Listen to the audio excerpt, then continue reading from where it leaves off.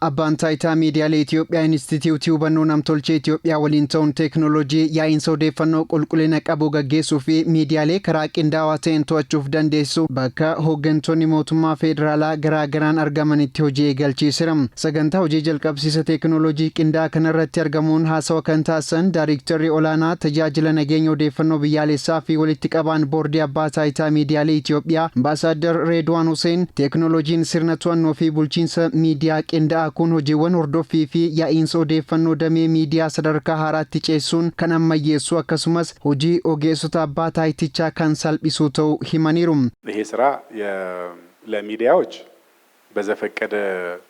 ቅጣትም ተክሳጽም እንዳይደርስባቸው ቴክኖሎጂን ኩን ሚዲያሌ ረቲ አደቢ ፊ ኢትስኒ አከ ፌቴዳን ከን ረቲ ፉደተሞ ሶ ኢንታኔ ረጋ ቀበተማን አከተው ኢሳኒፍ ታሲሳ ሆጀቶታ አባ ታይቲቻፊስ አሞ ሃላ ውጅማተ ወልጠጣ ፊ ደደብሲሳ ከናን ዱረ ቱሬ ኢሳኒፍ ሰልጲሳ አከ ወሊ ገላቲ ቴክኖሎጂን ኩን ረኮ ሰልጲሱ ቆፋው ሶ ኢንታኔ ብየ ኢጃሩ ኬሰቲ ቆደ ኦላና ከን ቀቡዳ ገመ ቢራቲን ሚዲያሌ ብየ አላ ኢትዮጵያቶ ጀቹፍ ኤየመ አባ ታይቲቻራ ፉደተን ስርናን ቶአቹፍ ከን Daayiriktarri olaanaa Inistituutii hubannoo namtolchee Itoophiyaa Dr. Warquu Gaachanaan ergaa dabarsaniin tattaaffii abbaan taayitaa miidiyaalee Itoophiyaa damee miidiyaa hubannoo namtolcheen to'achuuf taasise dinqisiifachuun teekinooloojiin kun teekinooloojii ammayyaa haala yeroo addunyaa waliin kan deemu hojii abbaa taayitichaa bu'aa qabeessa kan taasisu ta'uu ibsanii Inistituutiin hubannoo namtolchee dhaabbilee biyyattii hunda teekinooloojiin ammayyeessuu fi xiyyeeffannoo olaanaan hojjechaa jiraachuus eeraniiru. የኢትዮጵያ አርቲፊሻል ኢንተለጀንስ እንግዲህ ከተቋቋመበት ጊዜ ጀምሮ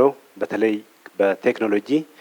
nuti akka dhaabbataatti hubannoon namtolchee hundumaaf ejjennoo jiru qabachuun hojjechaa jirra. Gama kanaan damee miidiyaa keessatti hubannoon namtolchee baay'ee murteessaadha. Biyya tokko keessatti damee miidiyaa ammayyeessuun biyyattii ammayyeessuu fi jijjiiruudha waan ta'eef teekinooloojiin abbaa taayitaa miidiyaa Itoophiyaa waliin ta'uudhaan yeroo gabaabaa keessatti misoomsinee hojiitti galchine kun miidiyaa fi biyya keenya hojii qabiinsa ragaatiif odeeffannoo keessatti tumsa olaanaa kan taasisuufi. Daayiriktarri olaanaa abbaa taayitaa miidiyaalee Itoophiyaa Addee Hayimaanoot Zallaqaan gama isaaniitiin sirni to'annoo fi bulchiinsa miidiyaa qindaa'aa kun odeeffannoowwan haasawaa jibbiinsaa fi sobaa yaaddoo addunyaa fi biyyaalessaa ta'aa jiru irratti hordoffii taasisuu fi itti gaafatamummaa mirkaneessuus sirna teekinooloojii faayidaa olaanaa qabu ta'uu ibsaniiru.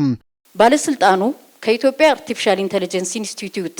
አማካኝነት ያለማው ይህ የተቀናጀ የሚዲያ ሬጉላቶሪና አስተዳደር ስርዓት አባ ታይቲቻ ኢንስቲትዩቲ ሁበኖ namtolቼ ኢትዮጵያ ወሊን ta'uun ቴክኖሎጂ sirna to'annoo fi bulchiinsa miidiyaa qindaa'aa gabbise kun dhaabbilee miidiyaa abbaa taayitichaatiin galmaa'anii heeyyama fudhatan hunda piroofaayilii isaanii dijitaalessuu qabiyyee miidiyaalee sirnaan hordofuu fi to'achuuf kan dandeessisudha. Kanaan dabalatatti sadarkaa addunyaa fi biyyaatti garmalee yaaddoo ta'uun bal'achaa kan dhufe haasaa jibbinsaa fi tamsa'ina odeeffannoo sobaa ittisuu fi to'achuuf teekinooloojiin kun faayidaa olaanaa qaba.